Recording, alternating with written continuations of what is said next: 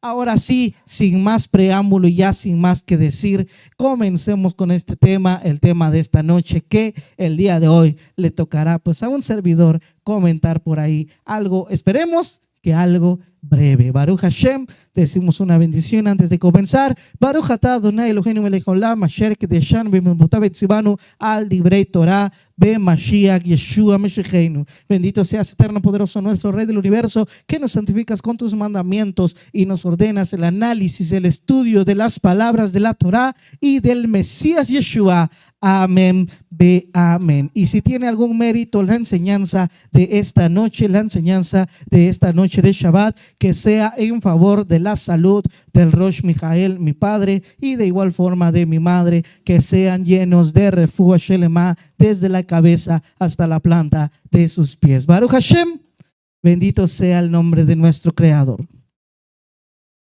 Como ya es costumbre en la comunidad, cada Kabbalat Shabbat, cada recibimiento de Shabbat, nosotros compartimos un poco acerca de las palabras del Mashiach, de las palabras de Yeshua.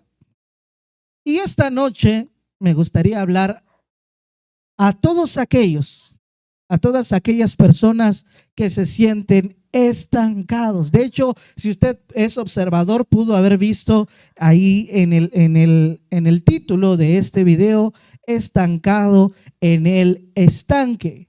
Una disculpa si tal vez el título no es de lo más llamativo, de lo más impresionante. Soy pésimo tal vez para ponerle títulos a las derashot, a las enseñanzas que compartimos con cada uno de ustedes. Baruch Hashem, pero el día de hoy quiero hablarles a aquellas personas que se sienten estancados en alguna etapa, en alguna circunstancia, en alguna relación, en un problema, y llevan tanto tiempo estancados en ese lugar que han llegado a creer que es donde ellos mismos pertenecen. Quizás llevan tanto tiempo ahí que han estado y se ha convertido en una normalidad, porque hay que ser sinceros. Muchas veces nosotros creemos y decimos, estamos bien, estamos en lo normal, nos está yendo bien, pero realmente estamos estancados. Siempre se tiene la oportunidad de tener un acercamiento con el Eterno. Y cuando nosotros escuchamos al Eterno, cuando nosotros escuchamos la voz del Eterno, siempre el Eterno nos está diciendo, hey, yo no te creé para esto. Yo te creé para algo más. Yo te creé para avanzar más. Yo te creé para grandes cosas. Así que esta noche quiero hablarles a aquellos que fueron creados para volar, pero llevan mucho tiempo arrastrándose. Y es que quizás no sepas dónde es exactamente donde el Eterno te quiere llevar, pero sabes que ahora donde te encuentras y cómo estás no es para lo que el Eterno te creó. Y es por eso que es este tema. Y es por eso que es este tema al cual quiero compartirles con ustedes. Y es que un punto muy importante de considerar es que las prisiones en la vida, las peores prisiones en la vida, no están hechas de barrotes de hierro. Están hechos de pensamientos y algunos inclusive ahí están atrapados por un sistema de pensamiento que se ha convertido, en la cárcel de su alma. Y es de ese sistema de pensamiento que vamos a ver el día de hoy, que vamos a analizar el día de hoy, es el pensamiento de la víctima. Así que vámonos rapidito al libro de Yohanan, al libro de Juan, capítulo 5, versículos 1 al 8. Yohanan, capítulo 5, versos 1 al 8. Baruch Hashem. Bendito sea el nombre del Eterno. Para las personas que les gusta por ahí anotar, pueden ir anotando de igual forma. Yohanan capítulo 5 versos 1 al 8. Baruch Hashem. Permítanme tantito. Amén. Quería yo ponerlo por ahí, pero veo que no, como que no agarra completamente. Y dice, después de estas cosas había una fiesta de los judíos y subió Yeshua a Jerusalén. Y hay en Jerusalén, cerca de la puerta de las ovejas, punto importante aquí, y si gusta subrayarlo, subráyele. Hay en Jerusalén, cerca de la puerta de las ovejas, un estanque llamado en hebreo Betesda, el cual tiene 5 pórticos. En estos yacía una multitud de enfermos, ciegos, cojos y paralíticos que esperaban el movimiento de las aguas, porque un ángel descendía de tiempo en tiempo al estanque y agitaba el agua. Y el que primero descendía al estanque después del movimiento del agua quedaba sano de cualquier enfermedad que tuviese. Y había un hombre que hacía 38 años enfermo. Un punto importante aquí, tenía ya 38 años enfermo. Y cuando Yeshua lo vio acostado y supo que llevaba ya mucho tiempo así, le dijo, ¿quieres ser sano? Y le respondió el Señor, no tengo quien me meta al estanque. Cuando se agita el agua, entre tanto que yo voy, otro desciende antes que yo. ¿Y qué le dijo el maestro? ¿Qué le dijo Yeshua? Yeshua le dijo, levántate, toma tu lecho y anda.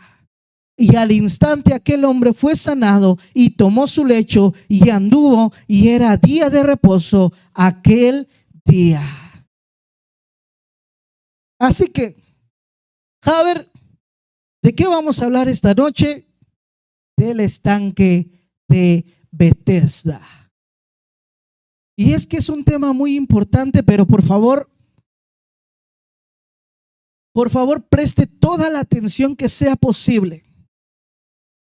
El episodio que aquí acabamos de leer, relatado en los escritos de los primeros discípulos, nos habla de un estanque muy especial en Jerusalén, que se llamaba Betesda.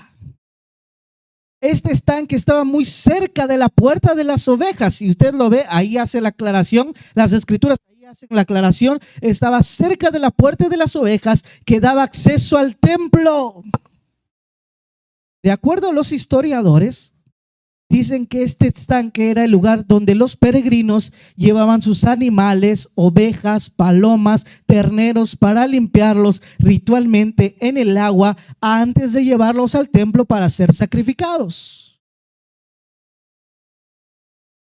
Y ustedes se preguntarán, Javier, ¿y esto qué tiene que ver? O como, ¿por qué me lo estás mencionando? Bueno, lo que les quiero decir es que si ustedes están imaginando un estanque precioso, un estanque con mariposas, con florecillas, quítenselo de la cabeza. Porque el estanque de Betesda era un lugar caótico, lleno de animales. Había ruido de ovejas, ruido de terneros, ruido de palomas, había barro por todos lados. Y había hasta caca de los animales. Había un caos. No era un lugar bonito. Porque este estanque era un lugar donde se limpiaban a los animales, o sea, era un lavadero de animales antes de que los animales fueran sacrificados en el templo.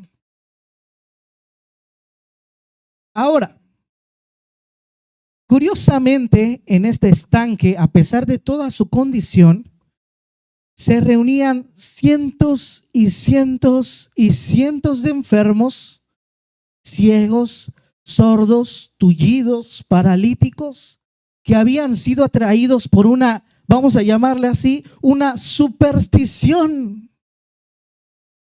Y quiero ser muy claro con esto, porque tal vez la palabra superstición no sea la palabra correcta, pero para que usted me entienda de una forma más práctica, de una forma que usted pueda entender, ellos eran atraídos por una superstición, porque se decía que de vez en cuando, no se sabía bien realmente cada cuánto, un ángel descendía al estanque, agitaba el agua y el primero que se metía al agua recibía el milagro instantáneamente.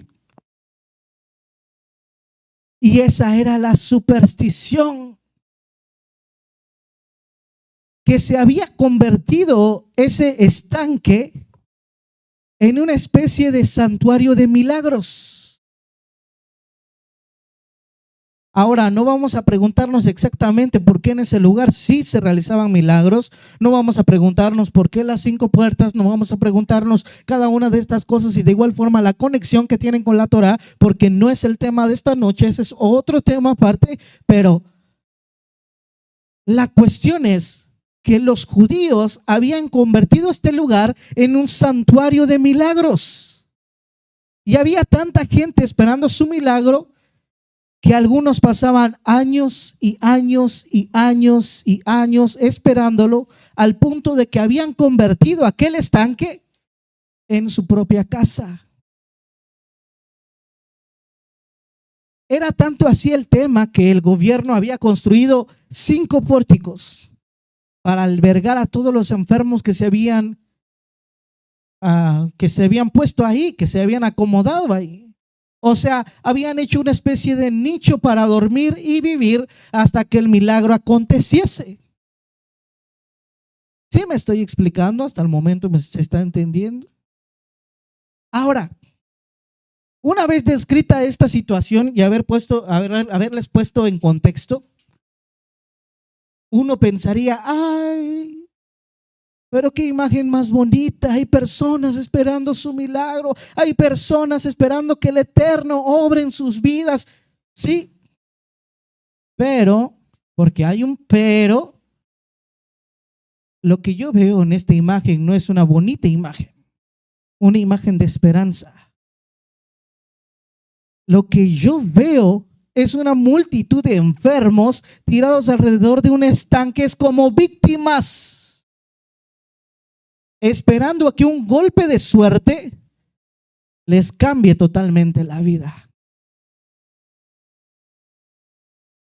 Lo que literalmente yo veo en esta imagen es una multitud de personas estancadas en un estanque.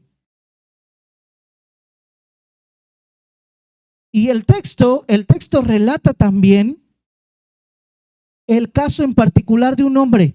¿De qué hombre era ese? Un hombre que llevaba 38 años en el estanque, o sea, no 1 año, no 2 años, no 3 años, 38 años esperando su milagro.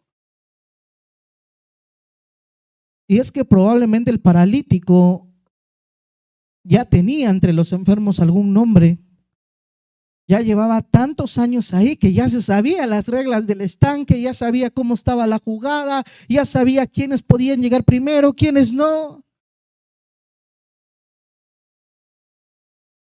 Pero Javerín y Javerot, realmente les sorprendería lo fácil que es para ustedes y para nosotros, para cada uno de nosotros, hacernos un lugar en la mediocridad.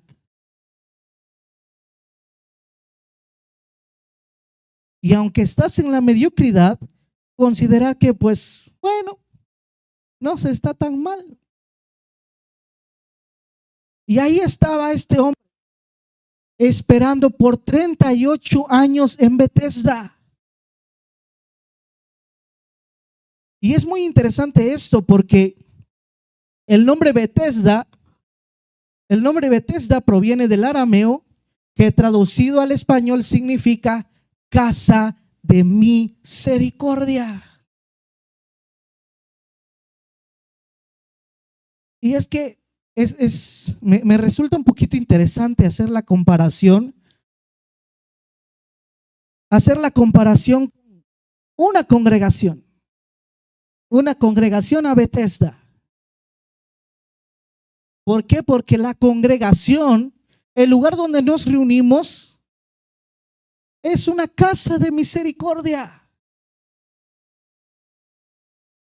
Lamentablemente y tristemente tengo que admitir que a veces la congregación se parece demasiado a ese estanque, con una multitud de personas enfermas sentadas en la silla cada Shabbat, cada reunión, esperando a que quizá un día un ángel se le aparezca en la reunión, agite la atmósfera y le tenga el milagro que tanto esperan.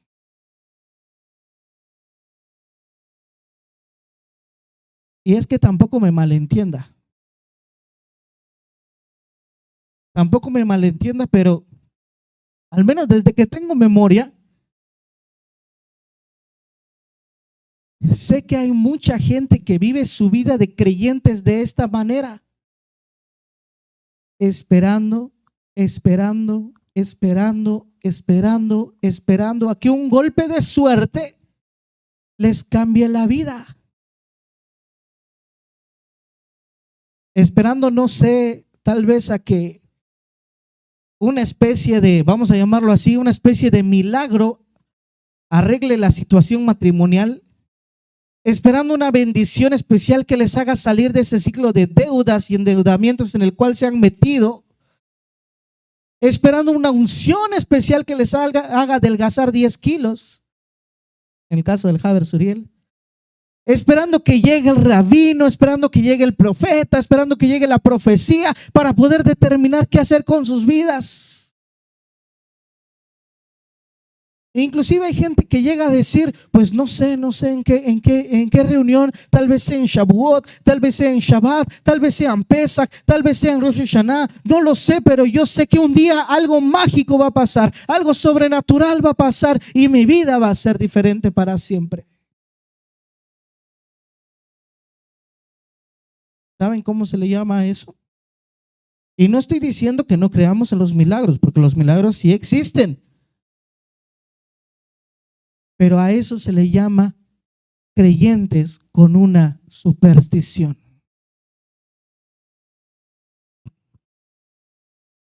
Porque seamos claros, quizá lo que ustedes le llaman fe no es más que una versión religiosa de la superstición.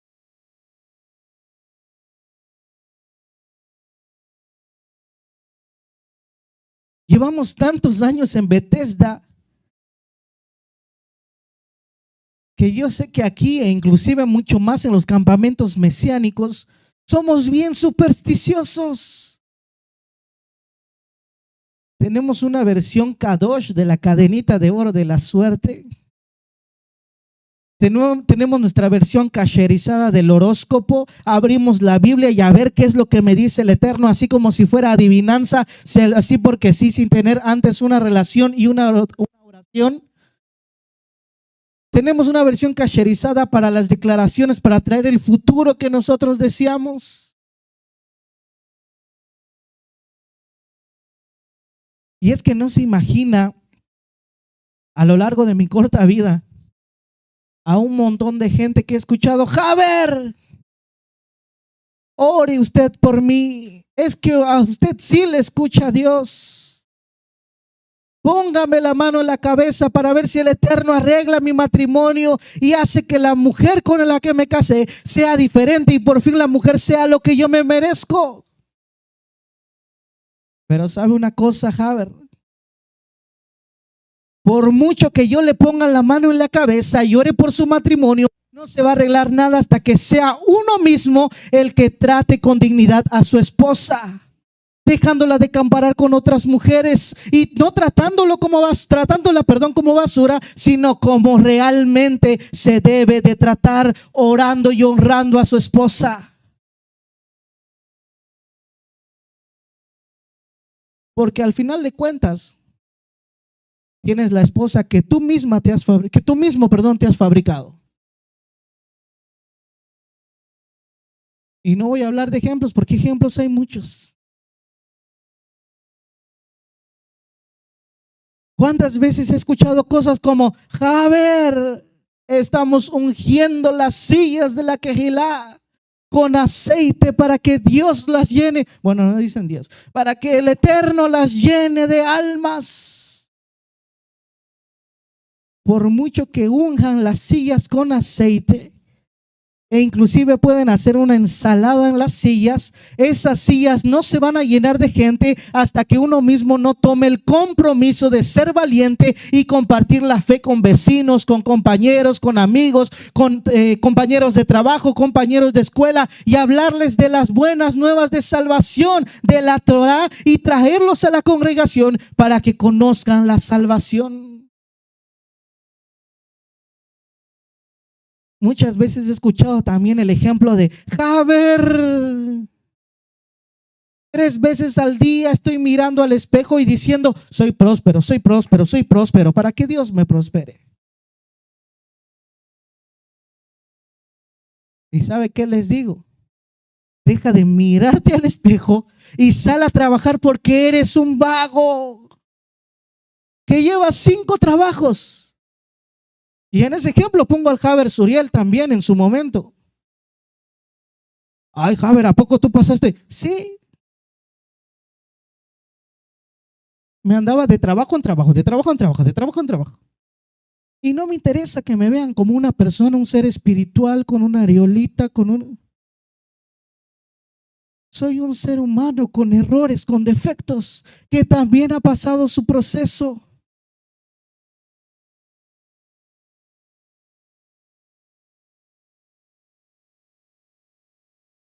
Inclusive, cuando yo era líder de jóvenes, igual me tocó escuchar el típico Javer. Empecé un ayuno solo de agua de 3 días para que la sierva se enamore de mí.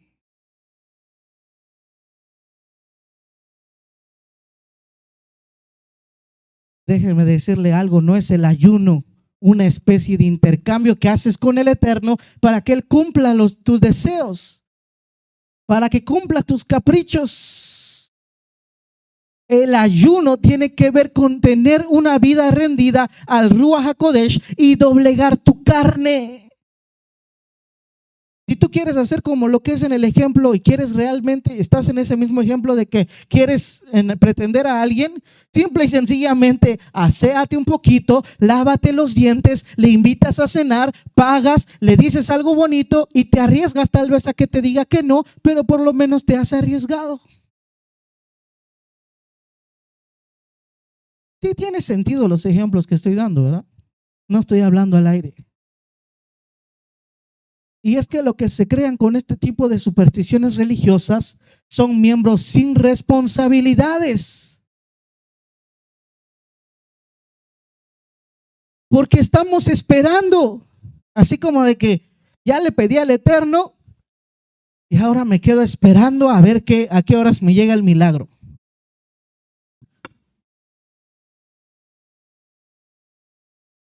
Al Eterno le encanta darte una responsabilidad. Tú quieres que el Eterno te dé un resultado, pero al Eterno le encanta darte un proceso transformador en tu vida.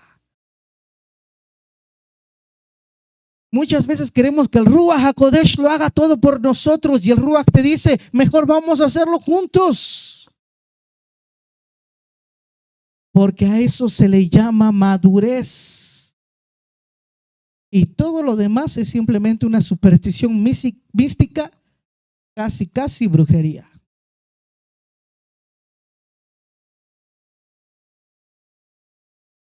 Y es que realmente, Javerín y Javerot, el Eterno está involucrado en cada una de las cosas. El Eterno realmente quiere darte ese milagro que tanto esperas. Tú le dices, Eterno, quiero que mi matrimonio se salve. Y el Eterno te dice, estoy involucrado en eso y te voy a ayudar.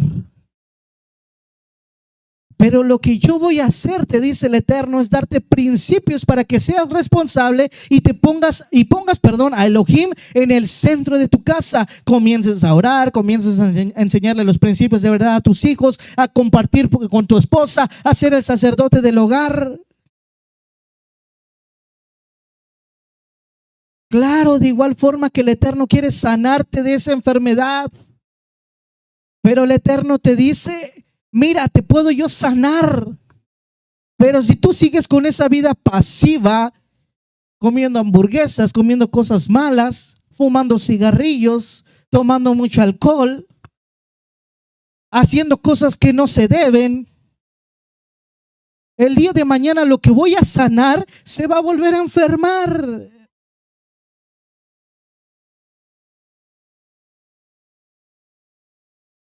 Y claro que sí, Javerín y Javerot, claro que el Eterno quiere hacerte un hombre, una mujer próspera. Pero el Eterno de igual forma te dice, te voy a enseñar principios de mayordomía financiera. Quiero que empieces a levantarte temprano, a dar el extra en tu trabajo, a dar lo mejor de ti en una buena cultura financiera, echando tus diezmos, trayendo tus ofrendas, ahorrando y sabiendo invertir tu dinero.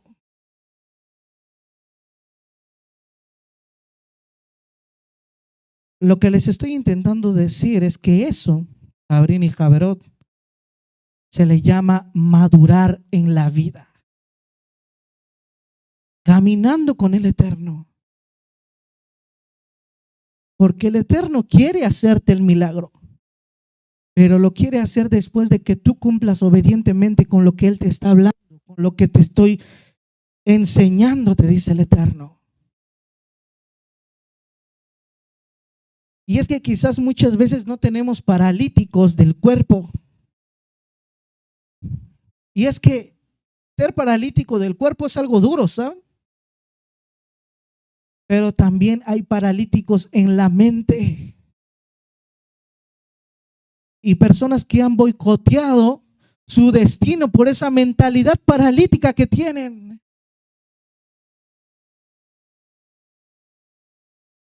Y es que hay que ser sinceros.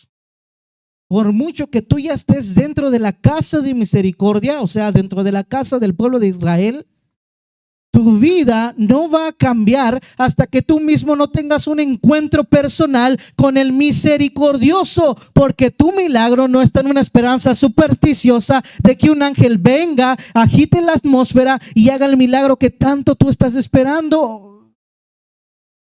Lo que tú estás esperando realmente está del otro lado, donde está la obediencia y donde está una voz que te está hablando. Y es que voy a darle 3 puntos para nuestra alma. 3 puntos que estamos esperando para que podamos obtener ese milagro. Y a los que les guste anotar, anótele ahí porque eso puede ayudarles en su vida.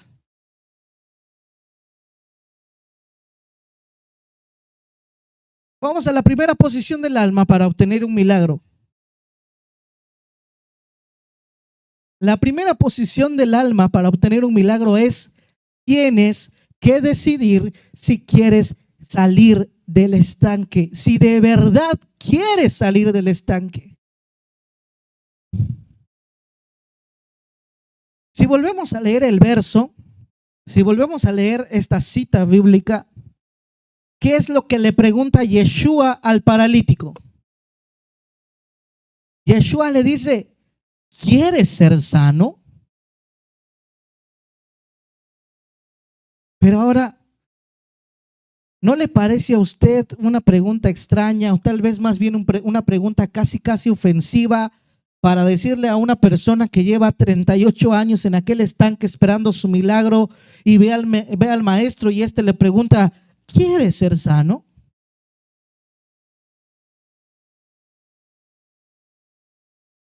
Y es que me he dado cuenta a veces que el maestro, el Mesías, es el experto en hacer preguntas que ofenden nuestra mente, pero que revelan secretos ocultos en nuestro corazón. Yeshua es experto en hacer preguntas incómodas que sacan a la luz lo que está escondido en nuestra alma. Y es que el maestro le pregunta al paralítico: ¿quieres ser sano?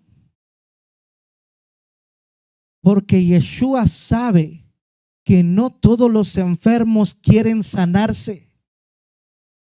Es decir, no todos los que están en el estanque quieren salir del estanque. Y aunque están en Bethesda, porque el estanque, aunque es mediocre, es cómodo.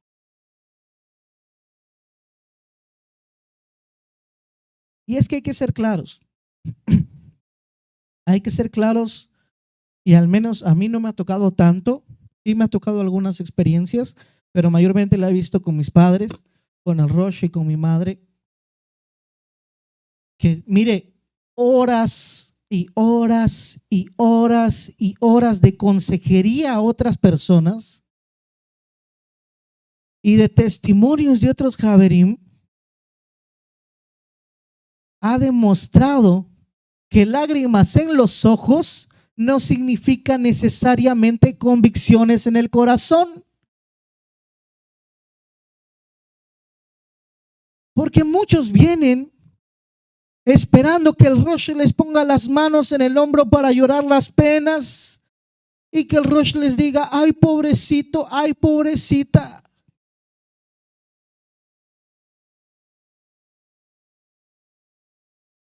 Y se les ha dicho qué es lo que está mal, se les ha dicho qué es lo que tienen que corregir, se les ha dicho la situación de su vida. Y han salido de esa reunión y nunca han tomado un paso para el cambio. Y llevan 38 años ya en Bethesda. Es por eso que el maestro sabe que no todos los enfermos quieren sanarse. Y yo sé que es un poquito duro de pensar en esto. Pero el maestro le pregunta a un hombre que llevaba 38 años en Bethesda, ¿de verdad quieres ser sano? Y es que cuando yo leo esto, parece que estoy escuchando al Eterno así como de que, hey, ¿de verdad quieres cambiar?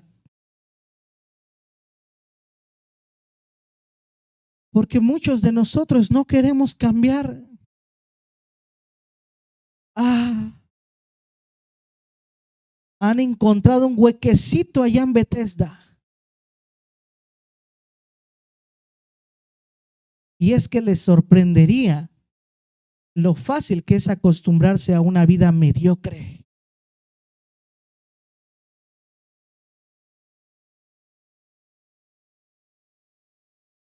Y es que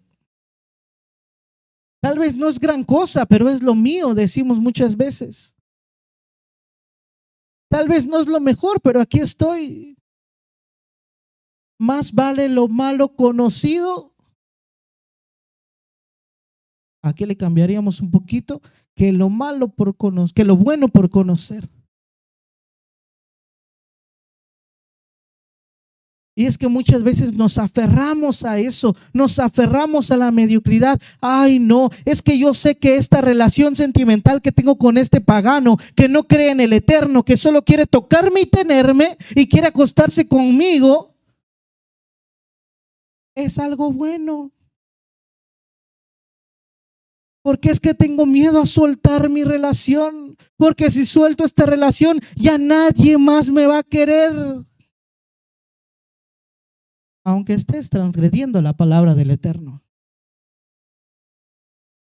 Más vale lo malo conocido que lo bueno por conocer.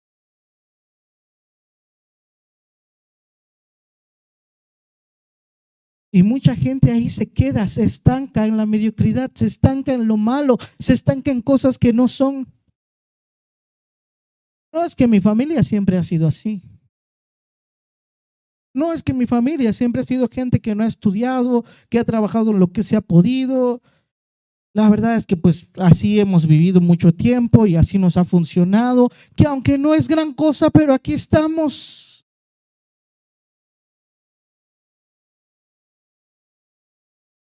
O sea, lo que yo les quiero decir con esto es que es muy fácil aferrarse a la mediocridad. Y personas que están tan agarradas a su vieja vida que no tienen manos para agarrar las nuevas oportunidades que Elohim les está dando. Hay gente tan acomodada en su mediocridad, en relaciones tóxicas, en trabajos que odian, en situaciones familiares que le causan depresión, pero están tan acomodados ahí que no quieren incomodarse tomando las decisiones que podrían cambiar su vida. Y es que qué fácil es acomodarse un basurero, porque inclusive hay gente que vive en basureros, pero también hay gente que vive en basureros emocionales, hay gente que vive en basureros económicos, hay gente que vive en basureros espirituales. Y dices, bueno, pues no es gran cosa, pero es mi cosa. Y prefiero la comodidad de lo que conozco a la incomodidad de lo desconocido. ¿Y sabe cómo se le llama eso? Abrazar tu pena. Hay gente que abraza tanto su pena que hace de su pena su propia identidad.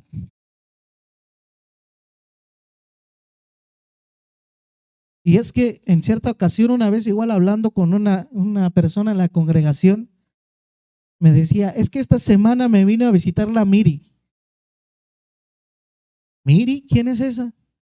Es mi depresión. ¿Es que es tu mascota? ¿Es tu perrito para que le hayas puesto nombre? Inclusive hay gente que tal vez tú las invitas a comer y le dices al mesero, póngale un café para él y un café para sus penas, porque siempre viene acompañado de sus penas. Lleva 38 años en lo mismo. No hay diferencia desde que entraron en la puerta y buscaron un rinconcito ahí que en Bethesda con todas sus penas. Y siguen esperando a que un ángel, a que algo por ahí, a que algo afuera de les haga el milagrito. Pero la realidad es que no.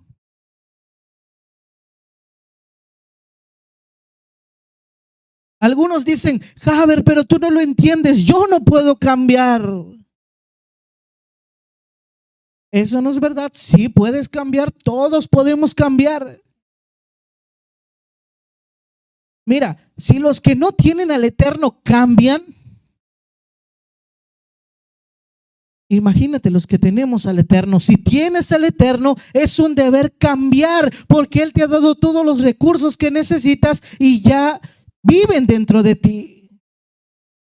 El Eterno te ha dado un espíritu de poder, de amor, de dominio propio, no de espíritu de cobardía. Te he dado todo lo que necesitas para poder cambiarte, dice el Eterno. Solo que no quieres cambiar. Y muchos necesitan experimentar lo que tal vez yo le llamo el efecto cerdo. ¿Sabe qué es el efecto cerdo? El efecto cerdo es tocar fondo y como el hijo pródigo pelearte con los cerdos de tus malas decisiones para poder comer un poquito y sobrevivir y entonces abrir los ojos y decir, ¿qué estoy haciendo aquí?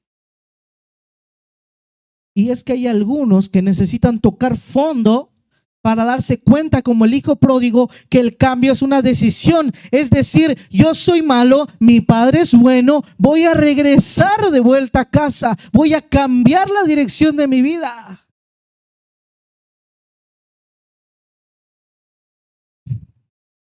Yo recuerdo que había un rabino que contaba que en cierta ocasión una persona que quería salirse del redil un poquito, porque era hijos de rabinos, era líder de la congregación, se creía un rockstar, pero había nacido dentro de una sinagoga. Y él decía, no, es que a mí me gusta la vida alegre, la vida loca, drogas, rock and roll, sexo, esto, lo otro. Y durante un tiempo le fue bien.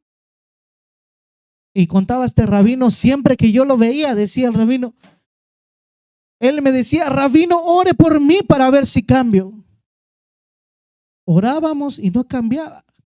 Orábamos y no cambiaba. Dice el rabino, cuenta el rabino. Así que en una ocasión, él me volvió a decir, rabino, ore por mí para que yo cambie. Y dice el rabino, agarré, le puse las manos en la cabeza y le dije, Padre, arruínale la vida. Haz que toque fondo, que esté entre los cerdos, que sea arruinado totalmente y así desee cambiar.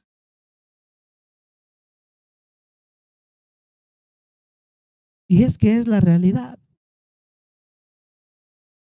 Diría una persona por ahí, nadie experimenta en pellejo ajeno.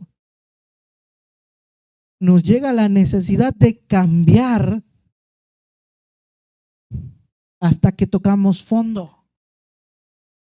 Porque tocar fondo a veces es lo mejor que nos puede pasar. Pero espero que ustedes y yo, antes de que toquemos fondo, decidamos cambiar. Y la segunda, porque son tres que yo les había mencionado, tres estados del alma. La primera es tomar la decisión de querer cambiar. La segunda es tienes que renunciar a la mentalidad de víctima. Tienes que renunciar a la mentalidad de víctima. Yeshua le pregunta en el versículo 6, ¿quieres ser sano? Y en el versículo 7, el paralítico le responde, es que yo no tengo a quien me meta en el estanque. Cuando se agita el agua y entre tanto que yo voy, otro desciende antes que yo y me gana.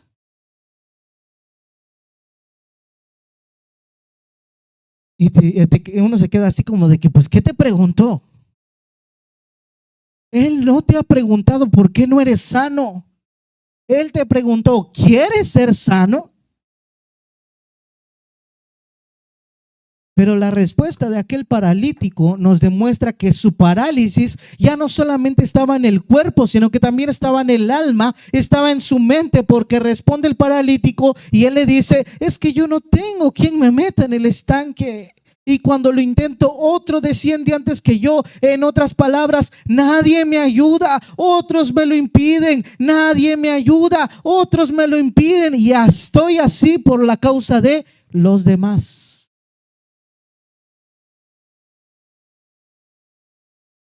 Wow. ¿Cómo se parece esto a la típica excusa que mantiene a las personas en la misma mediocridad durante 38 años? Nadie me ayuda, otros me lo impiden.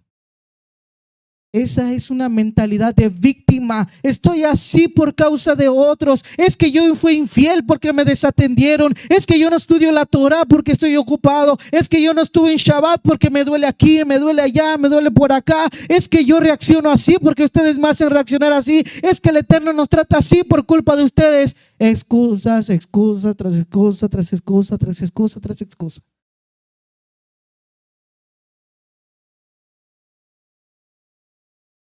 Y es que hay que ser claros, hay una diferencia muy grande entre culpa y responsabilidad. ¿Qué quiero decir con eso? O sea, que probablemente tú no tengas la culpa de tus circunstancias, pero sí tienes la responsabilidad de hacerte cargo de ellas. En otras palabras, tú no tienes la culpa de que aquel hombre que se suponía que tenía que protegerte abusó de ti, ya sea sexual, psicológicamente, te dañó, te humillaba, te sobajaba. Tú no tienes la culpa de esto. Y si alguien te hace sentir culpable por la maldad de un hombre que te maltrató, ese hombre es digno de juicio. Tú no tienes la culpa, pero sí tienes la responsabilidad de tomar todo lo que ha sido roto en tu alma y utilizar todos los recursos valiosos que el Eterno y de tu congregación para empezar un proceso de sanidad interior. Para hacer una introspección propia, enfrentarte a tus rincones más oscuros. De eso sí tienes la responsabilidad de curarte, de sanar. Tú no tienes la culpa de que cuando eras un jovencito tal vez te enamoraste de una chica, le entregaste todo tu corazón tan enamorado y estabas tan ilusionado con esa relación sin saber que esta persona tenía un listado de otros 15 o 20 por ahí también. Ella te rompió el corazón, te lo partió en 1000 pedazos, jugó contigo emocionalmente. Tú no tienes la culpa de eso, pero sí tienes la responsabilidad ahora de no continuar con ese ciclo tóxico de enamorar a personas, usarlas y romperlas el corazón. Sí tienes la responsabilidad de dejar de ser un picaflor y comprometerte con una mujer. Y es que aquí no vale la excusa típica de que, ay, es que una mujer me rompió el corazón, por eso yo le rompo el corazón a todas las mujeres. Tienes la responsabilidad de convertirte en un hombre que el Eterno, un hombre del Eterno que ame como el Eterno te ordena que ames. Tú no tienes la culpa de tener una familia rota que muchas veces no se sabe manejar o resolver, pero sí tienes la responsabilidad de perdonar, de no guardar rencor en tu corazón, sanarte y formar una familia basada en el amor, en el respeto y en la lealtad de la voluntad del Eterno. Tú no tienes la culpa de que en otros campamentos aquellos que decían tener al Eterno te trataran como basura, haciéndote la vida imposible, inventándote chismes, pero sí tienes la responsabilidad de ganar almas en el amor y en fe hacia el Eterno. Sí se está entendiendo, Javerín y Javerot. Veo muy callado por ahí, no sé si no me está cargando, pero veo muy callado por ahí el chat. ¿Sí se está entendiendo? Por favor, díganme un sí o un amén o lo que ustedes gusten, o apedremos al Javer, cualquier cosa.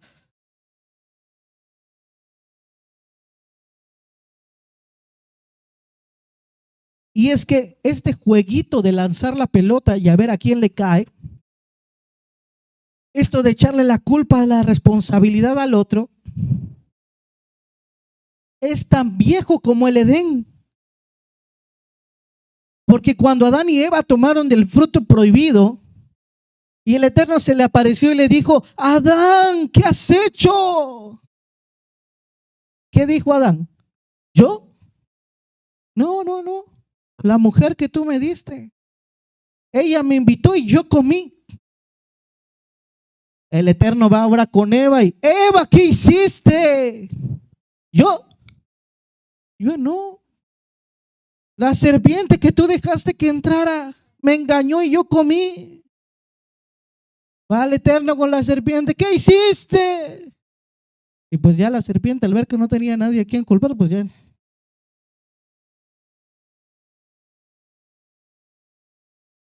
Mira, y es que mucha gente tiene esta pregunta. Mucha gente tiene esta pregunta en la mente y dice, ¿por qué si el Eterno es tan misericordioso? Entonces, ¿por qué cuando Adán y Eva pecaron no les permitió en su misericordia quedarse en el huerto? ¿Se han hecho esa pregunta? Allá en YouTube y en Facebook, ¿se han hecho esa pregunta? ¿Por qué si el Eterno es tan misericordioso y tan bueno no les permitió a Adán y Eva quedarse? La respuesta es tan simple como que llevo años leyendo Génesis 1, 2 y 3. Lo he leído varias veces y hasta el día de hoy no he encontrado un solo verso donde Adán y Eva pidan perdón al Eterno. No le piden perdón. Fíjense que en ningún momento Adán y Eva le piden perdón. Porque en el fondo ellos no se creían responsables de sus actos. Ellos se creían víctimas de sus circunstancias. Y en el fondo estaban diciendo, Eterno, si hay alguien que tiene la responsabilidad, eres tú. Porque Adán decía, la mujer que tú me diste. Eva decía, la serpiente que tú dejaste que entrara.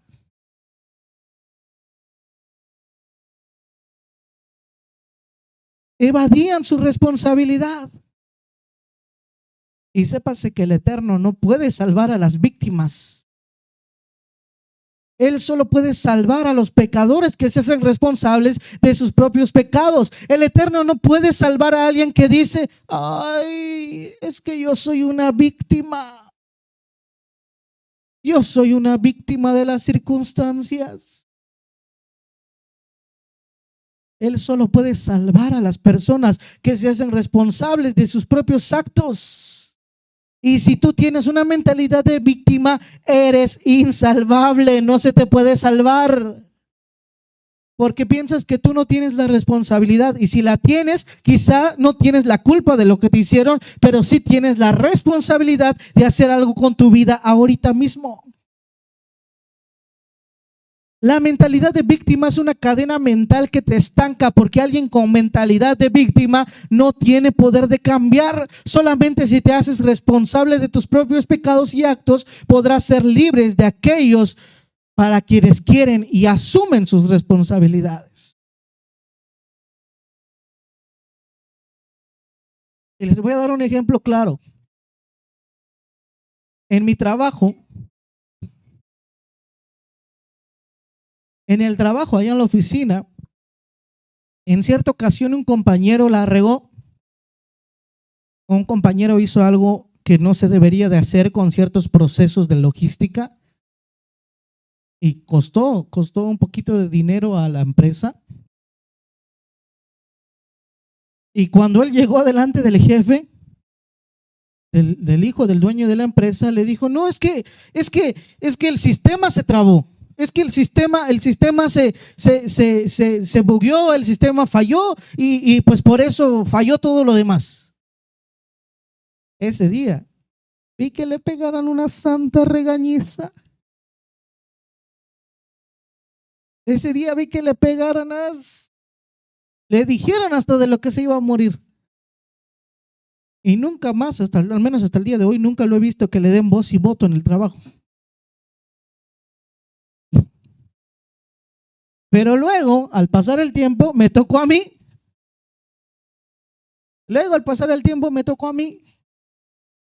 Igual, por una confusión, por no estar pendiente de lo que debería yo de estar pendiente. A ver, ¿usted se confunde? Sí, yo me confundo. Por no estar pendiente de lo que debería yo de estar pendiente, tuve un error también de logística. También costó cierto dinero para la empresa. Y pues yo ahí hasta temblando, ahí casi me daba la chiripiorca, porque pues ya tenía yo la experiencia de este compañero, qué es lo que había pasado y cómo lo regañotearon. Yo dije: ahorita me van a dar una santa regañiza. Así que llegué con el jefe y con mi voz así como que entrecortada, así como que entre que quería y no quería. Disculpen, dije, pasó esto y esto, fue mi error. Yo no me di cuenta, yo no estuve al tanto y pues falló todo. En ese momento vi que se levantó, se paró y yo dije: órale, padre, que sí me agarre inconfesado. ¿Y qué me dijo? No te preocupes, errores todos cometemos. Y yo me quedé así como de que, ajá, pero ¿y la regañada? Ya luego, cuando todo había pasado, toda la situación había pasado y todo, yo le pregunté: Inge, ¿usted se acuerda de tal vez, tal día? Sí, me dice. ¿Y qué diferencia hubo entre él y yo? ¿A poco yo soy su favorito? Le digo. Nada. La diferencia entre él y tú, me dice, es que tú aceptaste tu error. Aceptaste que la regaste, aceptaste que no pusiste la atención. En cambio el otro, ¿qué fue lo que dijo? Le echó la culpa al sistema, le echó la culpa a esto, le echó la culpa al de contabilidad, le echó la culpa hasta el vigilante. Pero en ningún momento él dijo: pues sí, fue mi culpa.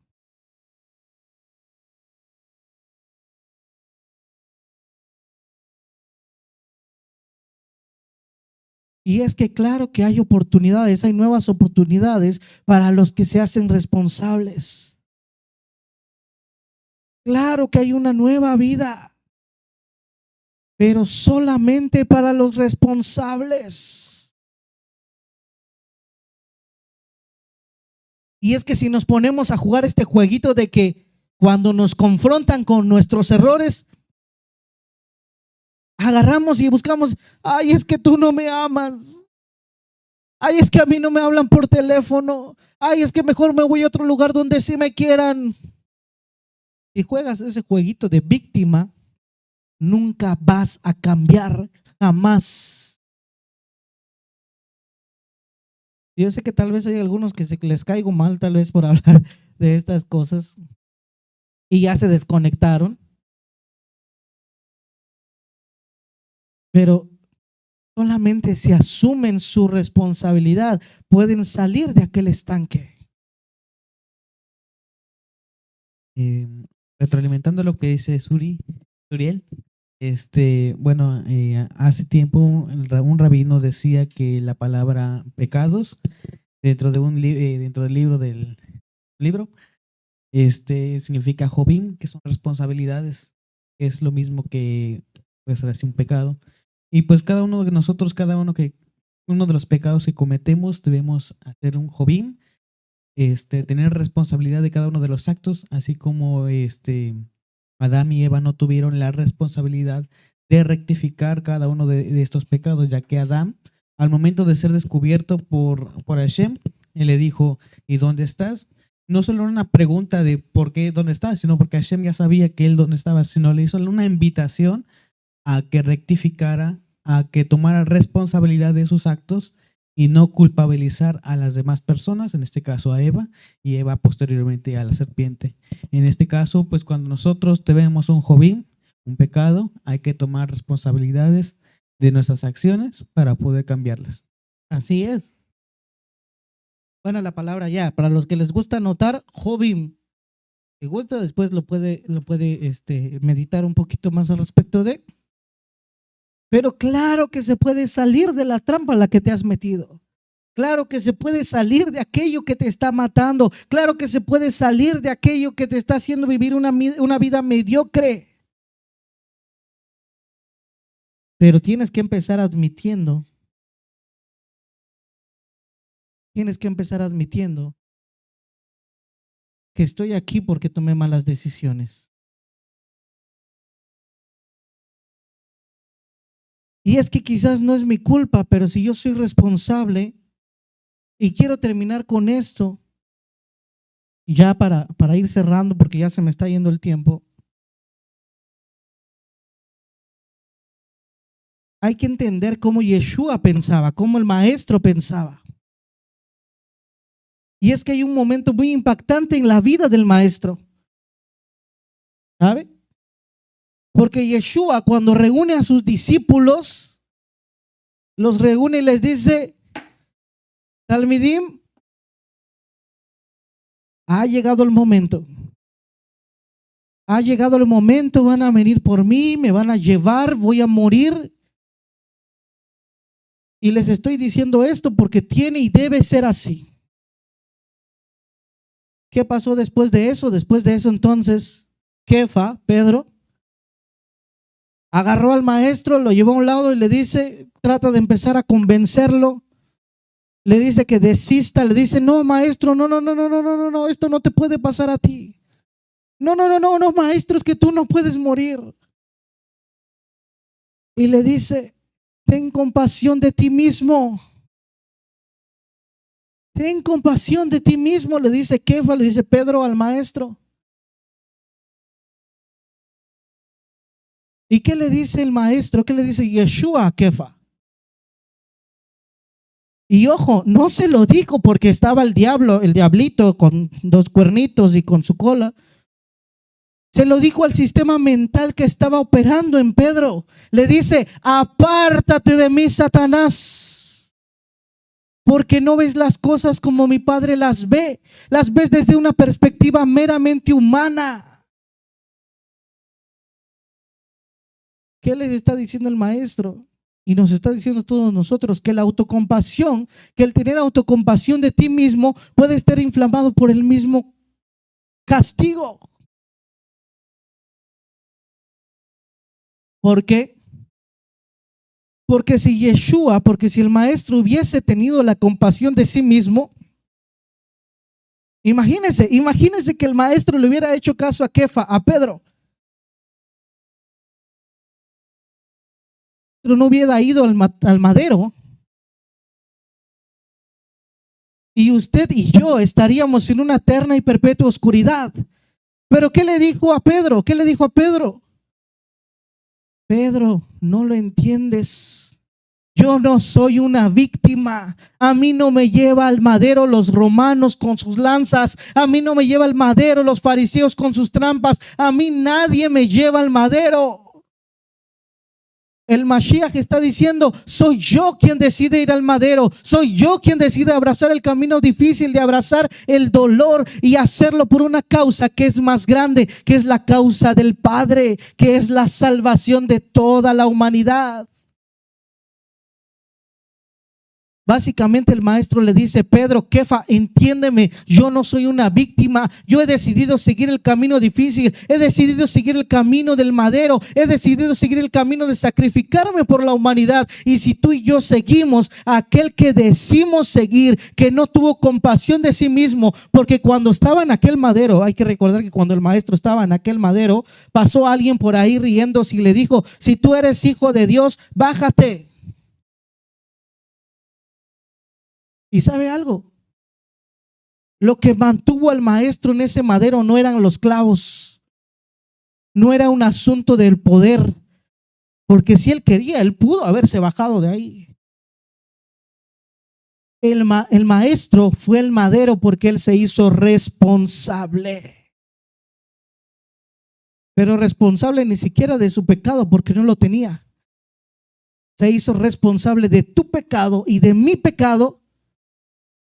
Mientras nosotros decimos, es que yo soy una víctima.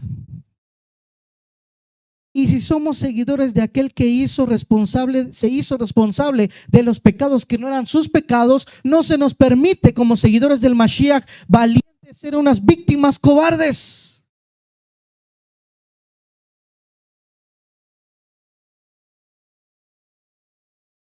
Sí, Javier, pero es que a mí me han pasado muchas cosas malas en la vida. Sí, se vale llorar, se vale afligirse, pero no toda la vida. Llega un momento donde uno tiene que secarse las lágrimas y hacer el tercer paso, la tercera posición del alma para obtener tu milagro, que es obedece la voz que el maestro le dijo a aquel paralítico. El tercer paso para que tú puedas cambiar tu mentalidad es levántate, toma tu lecho y anda. La pregunta ¿es posible que alguien que tiene atrofiados sus músculos y huesos durante 38 años pueda simplemente levantarse y andar? Es el tercer paso. Entonces, ¿cómo se le habrá levantado? Porque a él lo que lo sostuvo en pie no son los músculos que llevan 38 años sin utilizarse y no tienen fuerza para sostener el peso de un ser humano. Entonces, ¿qué mantuvo en pie a esa persona, a aquel hombre? La respuesta es la palabra. La palabra. Porque cuando el maestro habla, eso es lo que te sostiene. Tú dices, mi matrimonio ya no se puede arreglar, mi situación financiera ya no se puede arreglar, este problema en el que me tiene metido no se puede arreglar. El Eterno te dice, levántate. Y quizás no sea un levántate, quizás sea un perdona. Quizás sea un sal de ese lugar, borra ese contacto en tu teléfono, quizás sea rompe esa relación tóxica, quizás sea comprométete a estudiar, quizás sea hazte vilá, quizás sea empieza a levantarte temprano por la mañana y empieza a orar. No sé lo que el Eterno les ha dicho a cada uno de ustedes, pero sé que muchos de nosotros no nos sentimos capaces. Y déjeme decirle que ese hombre en Betesda tampoco. ¿Y qué le hizo levantarse? La palabra. Levántate. Una palabra es suficiente para lo imposible. Una palabra del maestro es lo que te mantiene de pie. Pero es interesante que dice el rabino, el Rabbi Yeshua, toma tu lecho. Es decir, quita tu lecho de ahí y anda.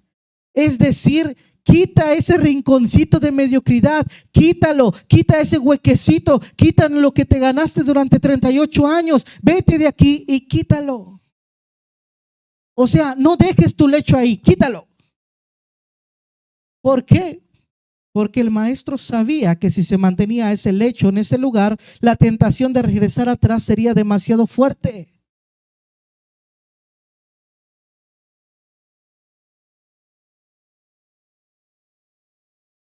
Y es que muchas veces para obtener un milagro en nuestra vida, tenemos que agarrar nuestro lecho, quitarlo y quemarlo, prenderle fuego y decir, voy a hacer algo tan radical, voy a hacer algo tan fuerte, tan definitivo, que ya no voy a poder volver atrás. Ay, Javier, pero es que yo preferiría ir poco a poco, entregando mi lecho al Eterno y que el Eterno me dé a cambio una nueva vida. No funciona así. Hay que soltar el lecho. Y cuando sientes que ya no tienes nada, es cuando el Eterno se vuelve tu todo. Y entonces su palabra te sostiene y dices, no sé cómo lo voy a hacer, pero lo voy a hacer. Y es que algunos aquí tienen que destruir sus lechos. Tienen que destruir tal vez esa cajita de cigarrillos que tienen por ahí. Tienen que destruir tal vez ese vicio. Tienen que destruir tal vez esa relación tóxica. Tienen que destruir tal vez ese estrés constante. Porque muchas veces guardamos por ahí un por si acaso. Hay que cortar con todo eso. Hay que hacer esa llamada tal vez que nos está haciendo falta de hablar y decir, esto se terminó porque se terminó. Hay personas tal vez que tienen que hablar con el Rosh, con el líder, con alguien y confesarle y decirle, necesito ayuda. Y yo sé que es un paso muy arriesgado. Pero por eso nos dice el Eterno, levántate, toma tu lecho y anda.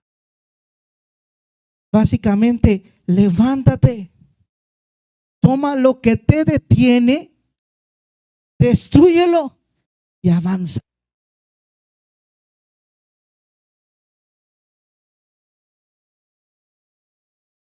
Tal vez si hoy renunciamos y decidimos salir del estado, renunciamos a la mentalidad de víctima, obedecemos la voz del Eterno que te está pidiendo una cosa.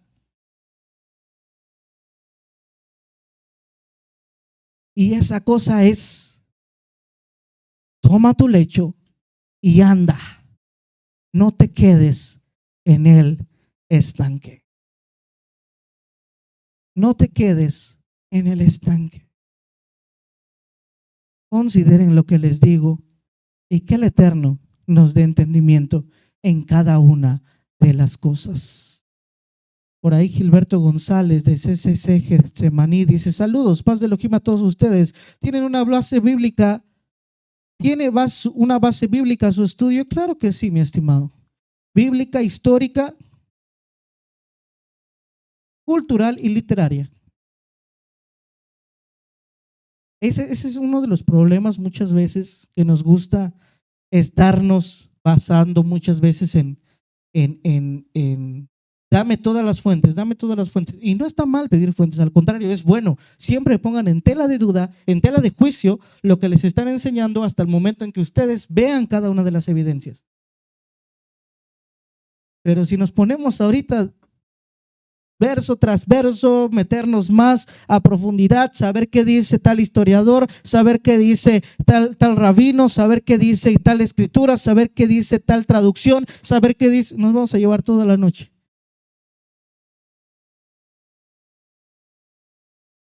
Y el caso es, y como siempre lo hemos dicho, tratamos de llevar